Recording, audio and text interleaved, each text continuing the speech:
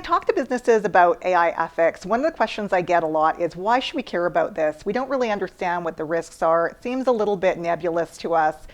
Tell us why this matters. And I talk a lot about the green building industry 25 years ago.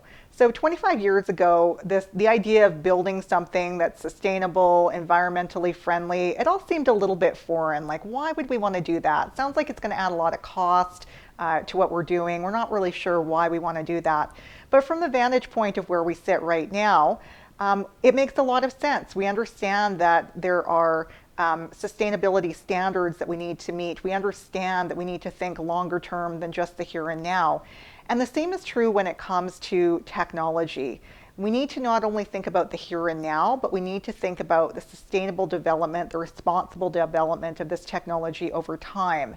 And so what can happen if you're not thinking about these issues is you build a set of technologies that go out into the world and actually create harm. And that harm shows up in different ways. It can look like reputational risk, where you see your name splashed across the headlines in ways that you don't want to see it splashed across the headlines. It can look like financial risk, where lawsuits are launched against you and against your corporate directors and your company. It can look like being in non-compliance with regulations that are coming in particular the GDPR or General Data Protection Regulations that's coming out of Europe.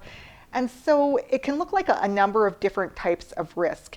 And at the end of the day, you want to avoid that. You don't want to be the company that is taking on reputational risk, that is going to be sued, et cetera. And so it makes a lot of sense to think about these issues as you're designing and using these technologies and to do that right from the start.